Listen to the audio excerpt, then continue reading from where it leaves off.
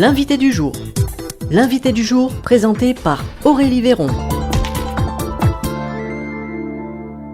Dans le cadre de la Semaine européenne pour l'emploi des personnes handicapées, on continue nos rencontres sur Espoir FM. Et aujourd'hui, notre invité du jour, c'est Zoé Daulac. Bonjour. Bonjour. Alors Zoé Daulac, donc vous êtes responsable territoriale du Centre ressources régional Trisomie 21. Est-ce que c'est bien ça ? Exactement.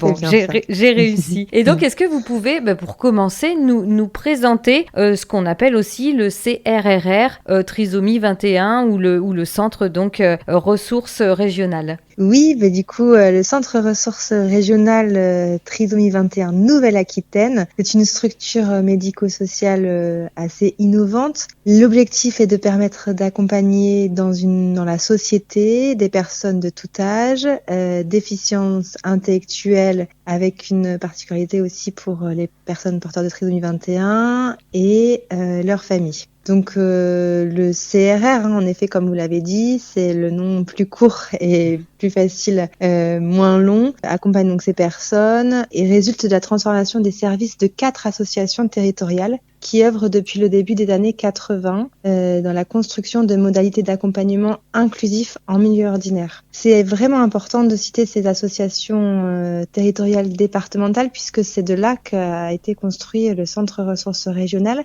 en 2002. Au départ, c'était donc un CESAD qu'on créait à la base d'initiatives de parents d'enfants porteurs de trisomie 21 qui ne trouvaient pas dans le milieu ordinaire des réponses à leurs besoins et qui souhaitaient permettre le libre choix dans le parcours de ces personnes. Donc c'est comme ça que le CESAD à l'origine a été créé en 2002 et en 2017 que s'est créé donc le Centre ressources régionales Trisomie 21. Le but de ce service, c'est bien de favoriser la citoyenneté, l'effectivité des personnes, des droits des personnes en situation de handicap. Et le centre ressources fonde son organisation sur les principes d'autonomie de vie, d'autodétermination, ça veut dire le pouvoir de dire et d'agir pour les personnes, et de subsidiarité. Les aides, en fait, le projet de ce service se base sur un système équitable de coopération entre la personne, ou ce que nous, au quotidien, on nomme le bénéficiaire, sa famille et le professionnel. L'idée est bien que chacun trouve sa place et qu'il contribue à la mise en place d'un projet qui est établi par la personne, le bénéficiaire lui-même, avec l'aide de ses parents, parce que en fonction de l'âge, bien évidemment, de la personne, et des proches aidants. Donc voilà, le projet, c'est que le bénéficiaire influe le plus directement possible sur les actions qui lui sont produites. Ça, c'est vraiment important dans qu'est-ce que le centre ressources et dans quoi on s'inscrit. Parce que c'est une transformation assez importante dans le médico-social où on replace bien la personne au centre dispositif. Ce ne sont plus les professionnels qui décident de son projet, c'est bien la personne et sa famille qui décident du projet, de là où elle veut aller et comment nous, professionnels, on peut être en support à permettre ses choix et son désir de vie dans le milieu ordinaire. Et donc, ça signifie aussi qu'on ne cherche pas forcément juste à adapter cette personne à une situation. On fait en sorte qu'il y ait un bien vivre pour tout le monde, tous ensemble, en fait. C'est ça ? Exactement, c'est l'idée que la personne, elle a comme tout à chacun, comme toute personne qui vivons dans la société, elle a des envies, elle a des droits et des devoirs, et que cette personne, bien qu'elle soit en situation de handicap, ait des compétences, et comment on va pouvoir mettre en place ces compétences et la valoriser dans son projet de vie. Elle va essayer donc de verbaliser avec l'aide des professionnels un projet de vie, des objectifs vers lesquels qu'elle souhaiterait atteindre et comment nous, du coup, on peut permettre la mise en œuvre de ces objectifs. Donc après, ça va être dans plusieurs domaines qu'on accompagne de la personne. Je vous le dirai un petit peu au niveau du centre ressources, mais ça. Et qu'on accompagne cette personne dans le milieu ordinaire. C'est-à-dire dans le droit commun, comme tout le monde. Qu'elle aille à l'école comme tout le monde, qu'elle fait un travail comme tout le monde, qu'elle ait les soins comme toutes les autres personnes et qu'elle puisse avoir une vie sociale comme tout le monde. Ça, c'est très important et c'est vraiment une empreinte aussi du centre ressources régional. Donc, Zoé Daulac, ça veut dire qu'un bénéficiaire, il peut ouvrir la porte du centre ressources dès son plus jeune âge pratiquement toute sa vie?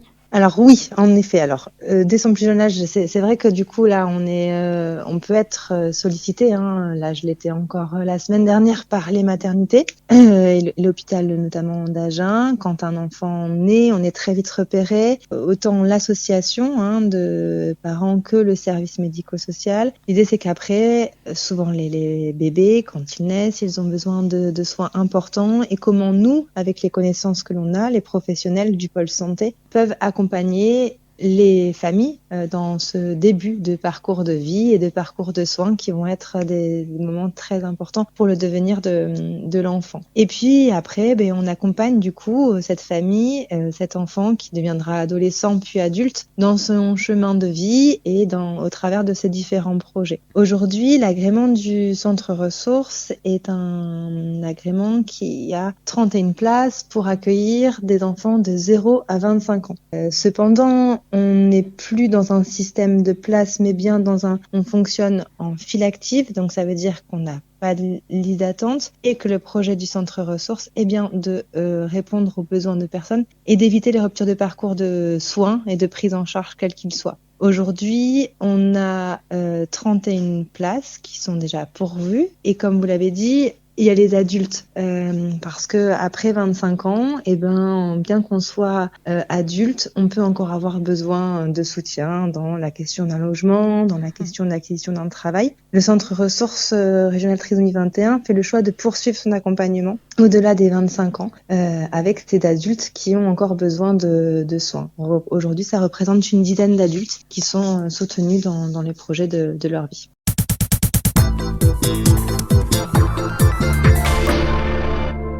Donc pour rappel, notre invitée du jour sur Espoir FM, c'est Zoé Daulac, la responsable territoriale du Centre ressources régional Trisomie 21. On vous reçoit aujourd'hui dans le cadre de la Semaine européenne pour l'emploi des personnes handicapées.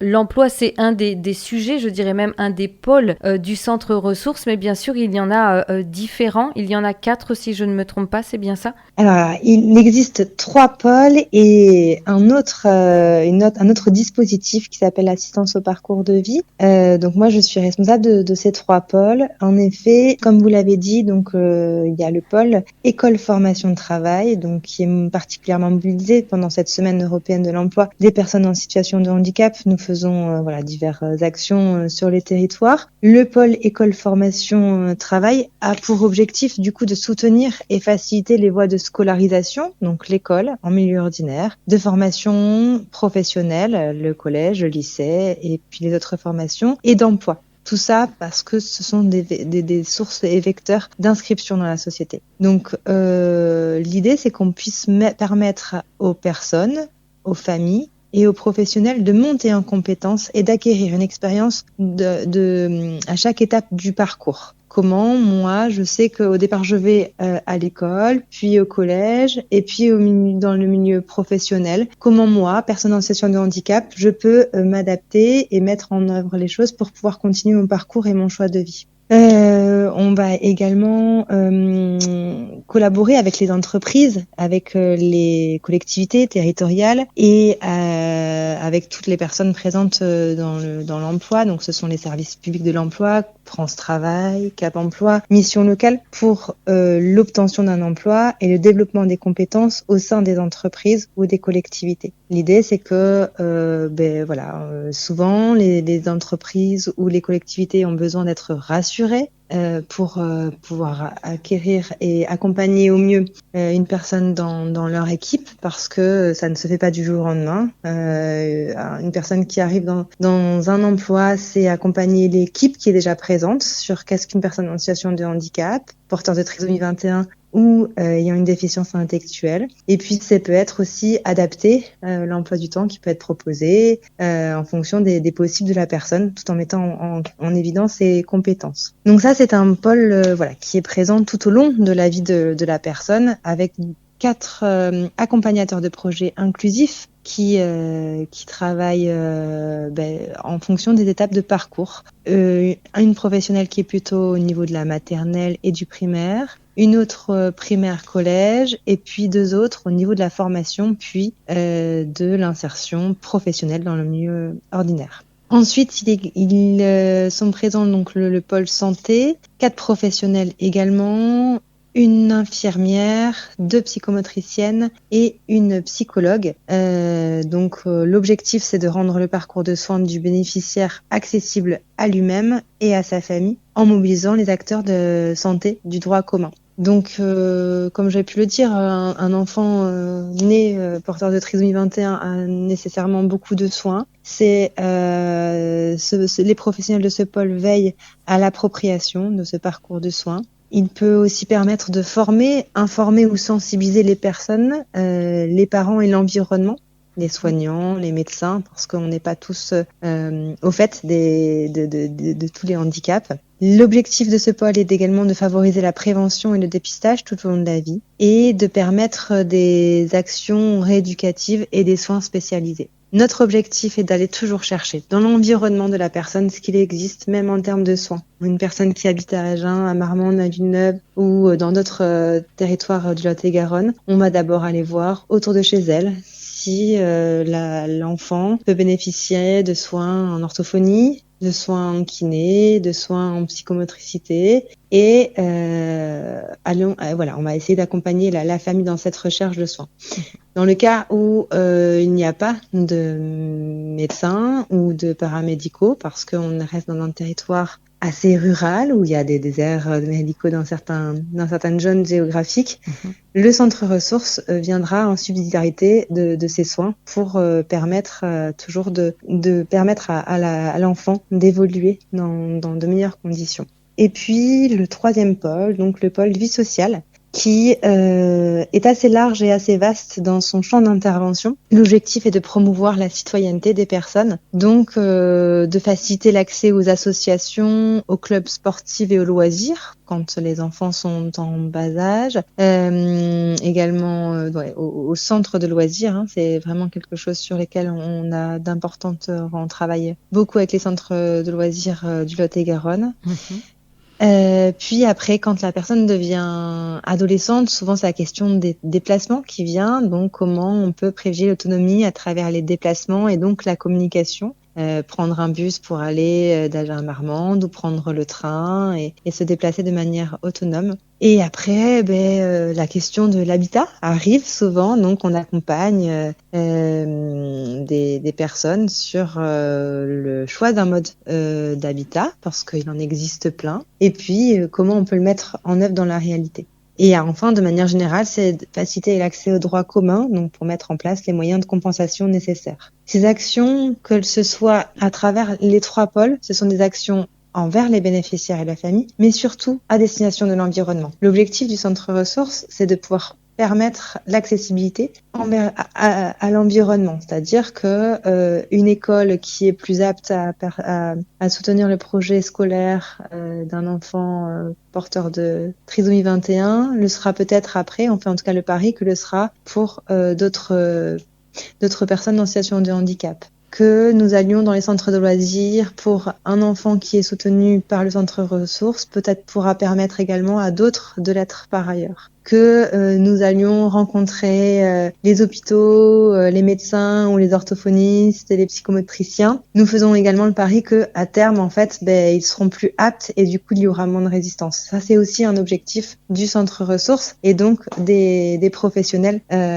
qui le composent. C'est également donc d'accompagner l'environnement dans cette accessibilité. D'accord, donc on lève les barrières au fur et à mesure, petit à petit. Cette interview touche déjà à sa fin. Je pense qu'on pourrait encore en dire beaucoup plus, mais on en dira beaucoup plus sur les ondes d'Espoir FM dans les mois à venir. On peut le dire ou le promettre, mais voilà, c'était vraiment très très intéressant. Si juste avant de terminer, si on souhaite en savoir plus justement sur le centre ressources, j'imagine il y a un site internet peut-être? Oui, tout à fait. Vous pouvez du coup vous rendre sur le centre ressources régional Trisomie 21 Nouvelle-Aquitaine et donc vous aurez le site internet au niveau régional puisque du coup nous fonctionnons aussi beaucoup avec des apports de la région. Mais si vous souhaitez avoir plus d'informations spécifiquement sur le territoire, je vous invite à venir nous rencontrer dans nos locaux au 1 bis Impasse d'Aquitaine à Boé et notre numéro de téléphone est le 05 53 48 32 38. Merci beaucoup en tout cas de la place que vous avez laissée à cette antenne aujourd'hui et puis nous espérons en effet pouvoir retravailler avec vous prochainement. Eh bien merci beaucoup Zoé Dolac. Donc je le rappelle, vous êtes responsable territoriale du Centre ressources régionales Trisomie 21 et puis eh bien on invite nos auditeurs à continuer à écouter cette semaine l'invité du jour puisque ce sont des émissions consacrées à la semaine européenne pour l'emploi des personnes en situation de handicap. Merci à vous Zoé Dolac. Merci. C'était l'invité du jour présenté par Aurélie Véron. Si vous aussi vous souhaitez communiquer sur les actions, les projets ou les animations de votre structure ou association, contactez Esport FM par mail à info@esportfm.com ou par téléphone au 05 53 67 49 50.